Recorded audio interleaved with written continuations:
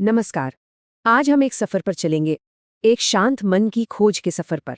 ये कोशिश है आधुनिक जीवन की भागदौड़ के बीच कुछ गहरे सिद्धांतों को समझने की। ये लाइनें, ये शब्द, दरअसल पूरी बात की जड़ यही हैं कि हमारी बेचैनी, हमारी उदासी कहीं बाहर से नहीं आती, वो हमारे अपने मन के अंदर से ही पैदा होती है। तो सबसे पहले आइए समझते हैं इस मन की परछाई को। आखिर ये परेशान मन है क्या? इसकी जड़ें कहाँ तक फैली हैं? चलिए देखते हैं। ये सवाल हम सब कभी ना कभी खुद से पूछते हैं, है ना? एक अजीब सा खालीपन, एक उदासी जो कभी कभी बिना किसी वजह के महसूस होती है। और फिर सवाल बदल जाता है। बाहर से ये हमारी तरफ मुड़ जाता है। अब हम ये नहीं पूछते कि दुनिया हमें दुखी क्यों कर रही है। अब हम ये पूछते हैं कि हम खुद को दुखी होने की इजाज़त ही क्यों देते हैं। यहीं से कंट्रोल वापस हमारे हाथ में आता है। सोचिए, हमारे ऊपर कितने बोझ होते हैं। माता पिता की उम्मीदें, समाज का दबाव, दोस्तों के इरादे, चीज़ों से लगाव, ये सब मिलकर एक भारी गठरी बन जाते हैं और हम जाने अनजाने में इसे रोज अपने कंधों पर ढोते रहते हैं। यही तो है उदासी का कारण। कभी एक बच्चे को देखा है, उसकी खुशी में कोई शर्त नहीं होती, वो बस अभी में जीता है।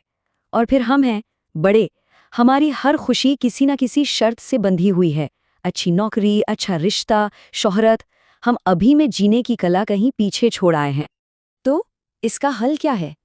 पहला कदम है वर्तमान में जीना, उस खोई हुई कला को वापस पाना, उसे फिर से सीखना। और एक बात साफ समझनी होगी, ये कोई फिलॉसफी या थ्योरी नहीं है, ये एक प्रैक्टिस है, एक साधना।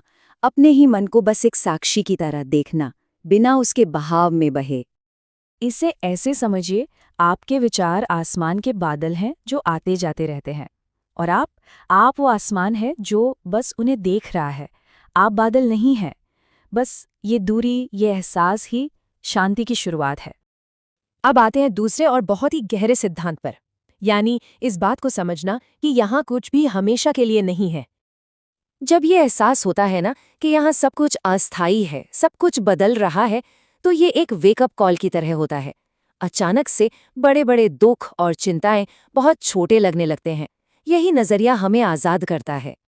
इसका मतलब ये नहीं कि रिश्तों से दूर भागें, नहीं, मतलब ये है कि अपनी जड़ों से जुड़े रहें, लेकिन अनुभवों को पत्तों की तरह आने जाने दें। उन्हें अपनी पहचान मत बनाइए। वो आते हैं और चले जाते हैं।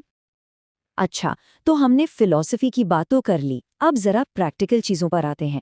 कुछ ऐसे अभ्यास जो असल में मन को शांत करने में मदद कर सकते हैं। ये 3 बहुत ही सिंपल लेकिन पावरफुल आदतें हैं।